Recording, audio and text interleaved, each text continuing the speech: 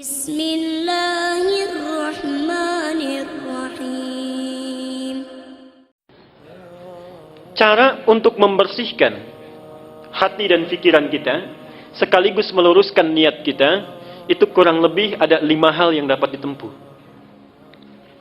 Terutama mohon ibu bapak ya, tolong perhatikan yang 5 ini dan amalkan, aplikasikan, contohkan kepada anak cucu kita. 1. Caranya dengan banyak membaca dan mengkaji Al-Quran. Di antara fungsi membaca dan memahami bacaan Quran itu adalah salah satunya membersihkan penyakit-penyakit yang ada di dalam jiwa kita.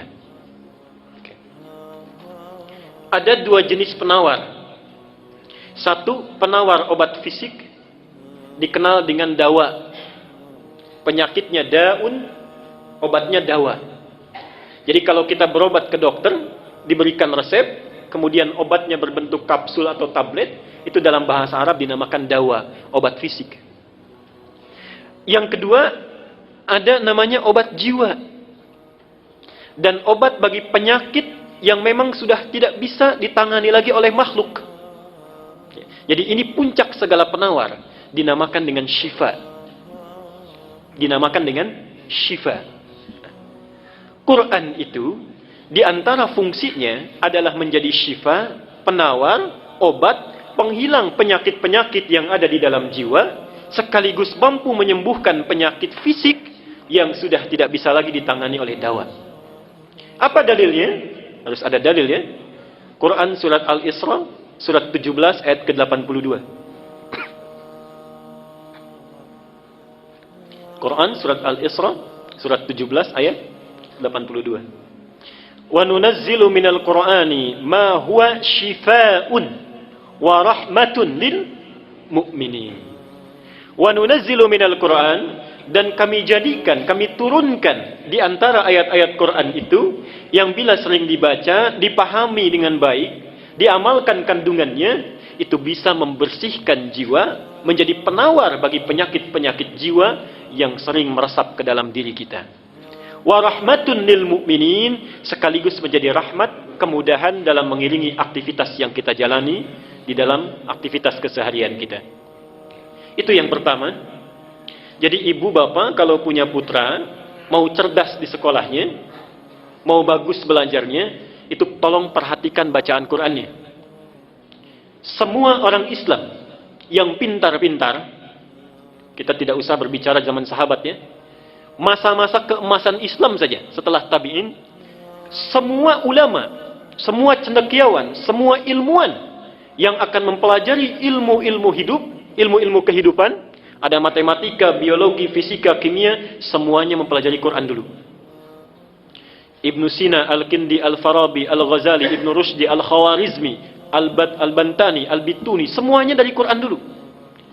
Ibnu Sina yang dikenal dengan pakar kedokteran, usia 17 tahun sudah menjadi dokter spesialis, rujukan para dokter di masa itu usia 7 tahun sudah hafal Quran. Usia 7 tahun.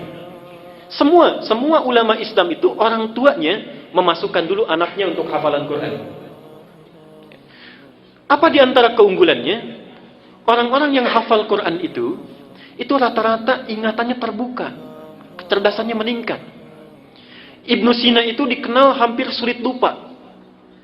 Dan kalau lupa, itu tidak membuka buku, Pak, Ibu. Datang ke masjid, sholat 2 rakaat, itu ingat kembali. Ibnu Sina. Kita hampir mirip ini. Cuma bedanya kalau kita sholat, semua ingat.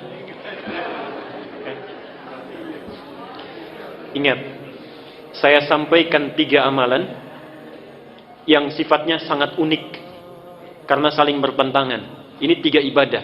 Saking uniknya pahalanya besar. 1, ibadah yang bila dilakukan tidak melahirkan rasa bosan, tapi cepat mendatangkan kantuk. Ibadah yang bila dilakukan tidak melahirkan rasa bosan, tapi cepat mendatangkan kantuk. Baca Quran. Baca Quran. Itu biasanya begitu. Kalau baca internet, majalah, koran bisa 1 jam, baca Quran 5 menit saja sudah pegang mushaf, sudah ngantuk. Sampai kaget mic. Berarti pasti betul. Yang kedua, kan tidak ada sampai sekarang orang bilang saya bosan baca Fatihah, gitu ya. Pasti terus. Tapi baik dibaca dalam sholat ataupun biasa itu cepat ngantuk. Yang kedua, satu amalan yang dilakukan saat bersamaan, mengingat sesuatu yang lupa sekaligus melupakan sesuatu yang diingat. Ingat sesuatu yang lupa sekaligus melupakan sesuatu yang diingat. Sholat. Saat kita bertakbir itu, seharusnya kita kan ingat ya, ini rakaat pertama, kedua, tapi bisa lupa. Dan saat yang bersamaan bisa mengingat sesuatu yang lupa. Kunci ditaruh di mana ingat, kan? Buku hilang di mana ingat, arisan tanggal berapa belum dapat ingat, juga semua masuk. Ya. Dan yang ketiga, amalan ibadah yang semuanya bagus, yang bila dilakukan merekatkan sesuatu yang renggang sekaligus merenggangkan sesuatu yang rekat. Merekatkan sesuatu yang renggang sekaligus merenggangkan sesuatu yang rekat. Nikah. Nikah itu ibadah yang dilakukan bisa merekatkan sesuatu yang renggang. Ini tidak kenal dengan si A, setelah dinikahi menjadi saudara mahram bil musaharah.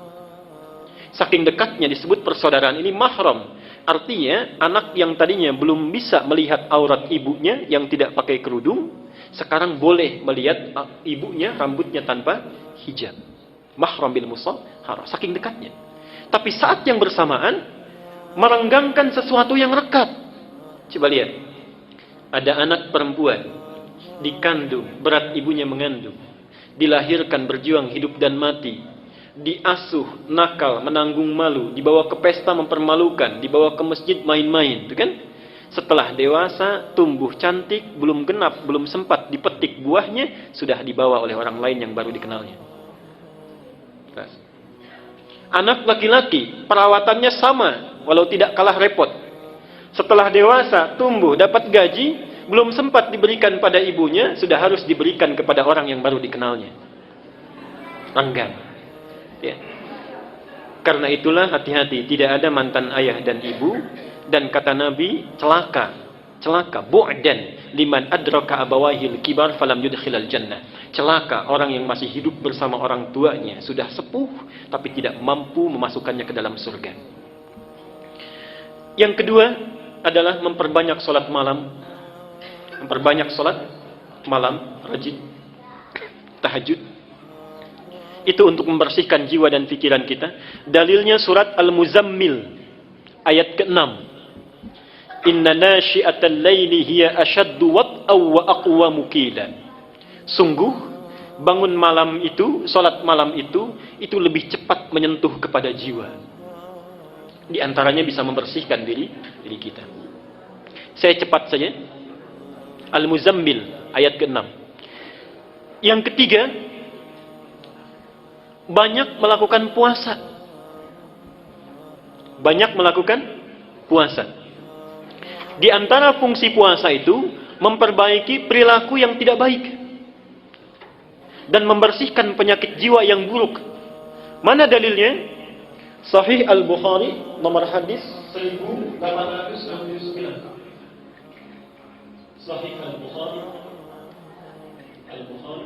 nomor hadis 1869.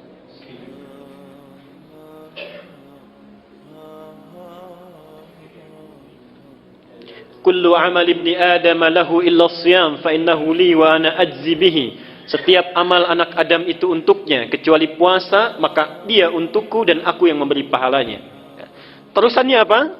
Diteruskan oleh Nabi, fa inimruun qatalahu aw syatamahu, maka jika ada seseorang yang memprovokasi dirinya untuk mengajak berkelahi, untuk mencaci dirinya, untuk berbuat yang tidak baik, maka katakanlah, kata Nabi, inni shaimun marwataini. Katakan saya puasa, saya puasa. Jadi fungsi puasa itu untuk menahan dan memperbaiki diri dari perilaku-perilaku yang tidak baik.